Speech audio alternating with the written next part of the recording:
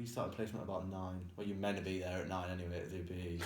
So you set your placement alarm at about 7:30, 7 o'clock.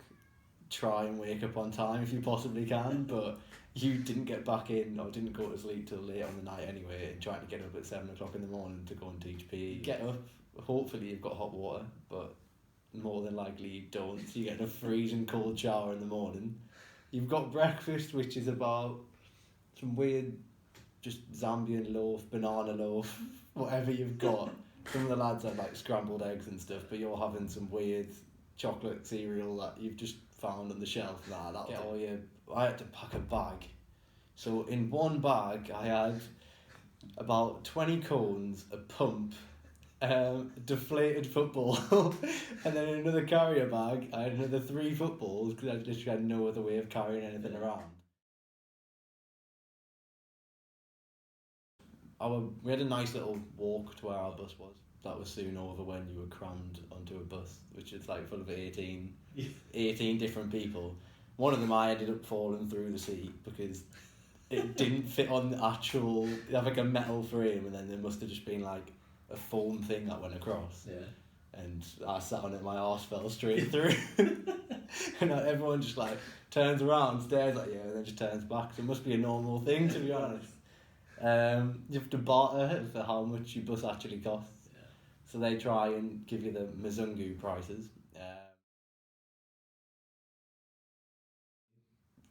So a white person, you'll definitely get used to be calling that when you're over there. So we then go from Kablonga to Friday's Corner. So we go from Friday's Corner to basically a street corner, like with some very, very dodgy looking cars. So first time we got there, we were like, nah, this can't be right. And there was like 3 just silver cars waiting. They had like dents in, bumper half falling off. And then, yeah, luckily it's one straight road, which is, if you go to Munali, you're quite lucky. You'll manage to walk your way there.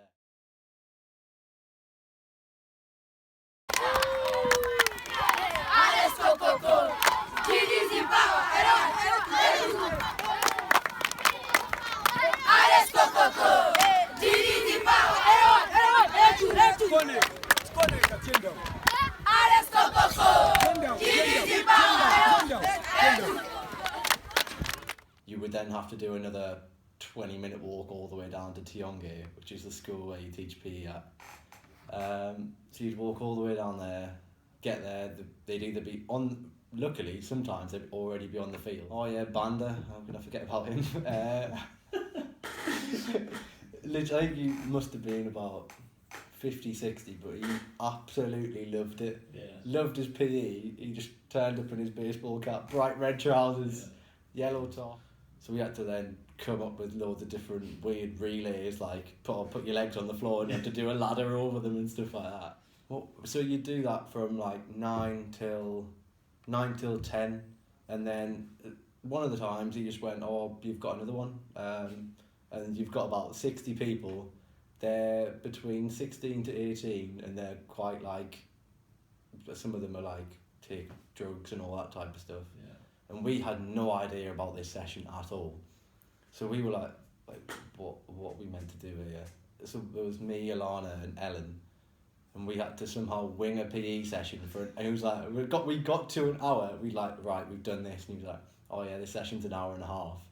So we were like, we've literally used everything that we can think of. So then we ended up separating them into 2, playing football for half an hour and playing basketball for an amazing place. If you go to Munali, you have to go. So you go, like, where the taxi drops you off is a big roundabout, and on the corner of that roundabout is, well, we just called it the Munali chicken place. The chicken pie place. Yeah, like, exactly. It's right next to the motorway. Someone's whacked a table, a metal fence, and like just started cooking chicken pies and sheema out there. But and never once did I make a plan and actually coach that session. Yeah. At all. Except from once, which was like my last day. Yeah. But just to like kind of get some ideas down of what that'd be probably better later on when you kind of know what kids you've got, what they need to improve on and stuff like that, so you can kind of come up with stuff. Which is why you've got a bit of free time. Yeah. But then, they turn up like in 2s and 3s, just all run in. Like some of them even play bare feet. Like it's absolutely crazy. And this is on like dirt pitch, like stones and everything. We were having a football game here, and at Munali you've got, like, surprisingly, there's loads of long grass. This bit, like, they could quite easily cut and make into a better football pitch than the one they actually use. But all that was just set on fire. I was like, right, what? Like, health and safety would go through the roof if that was over here. So like one of the kids banned it. I was like, why is this on fire next to the pitch? And he was like, oh, it's to kill the snakes. And I was like what? How is this a problem? Like, you just don't think about anything like that. And yeah, that was crazy. So I was trying to manage making sure the balls didn't get kicked over there, just in case they had to run in and get them. Even then, they don't care. Whenever I got school was finished and stuff like that, I'd have about 20 kids, something like that. And they're all, like, technically, they're really, really good. Probably better than a lot of kids over here. And they try and do that, and you're like, this is going to be difficult. I think that's probably one of the most, like, rewarding parts, is when you see your coaching kind of in action during a game. Which is really, really good. Then basically I just go and buy 2 litre bottle of Fanta, mainly Tangy top deck, and whatever Cadbury's weird chocolate bars I had over there.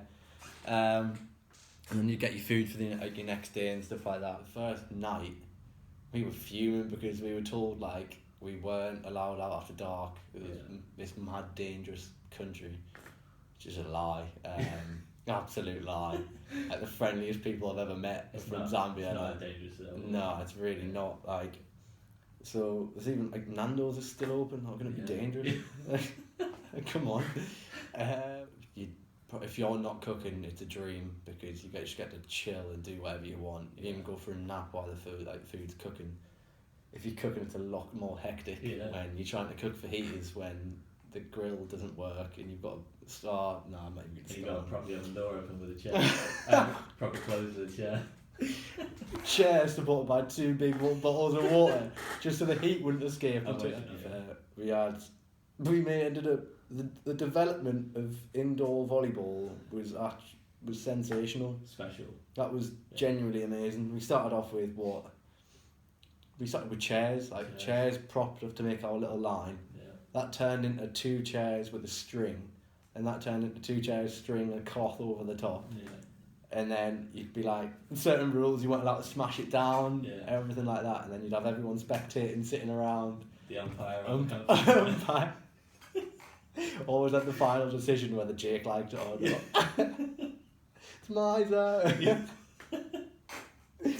We played that on a night that got quite competitive, because obviously you're with really sporty people who always want to win, and you come up with some decent little tactics on that. A lot of us, a few people would go to bed reasonably early. I don't blame them, because it was a long day. But quite a few of us would stay up, play cards in the sitting area, eat all of our food that we just bought from the shopping centre. Just waste so much money on that. I think you had like burger crisps and all that type of crap. Chicken leg. Yeah, I tried all sorts. All the maize. Just working your way through them all. Cool, but they were mint. We came up with golf. Golf's a great game. If you haven't looked it up, look it up. I won't explain the rules. But we had some good nights playing that, and then got the yellow jersey bib for winning the overall championship. House champion. 2 of the golf. I love that. Jack Wilkie, champion. Even got my photo holding up the bib like that. Looking back, it's absolutely tragic, but at the time, it was great. Sleep as possible. Your feet, you need a shower as well, because especially if you go to any place and the dust. You don't wear trousers, it's too hot. Until, was it you who realised that if you put the cold tap on, it was hot water, and if you put the hot tap on, it was cold? So we were showering in cold water for like the first 3.5 weeks. You just having freezing cold showers, and then you just try and get as much sleep as possible. It's amazing, and they just seem so grateful and just want to show off what they've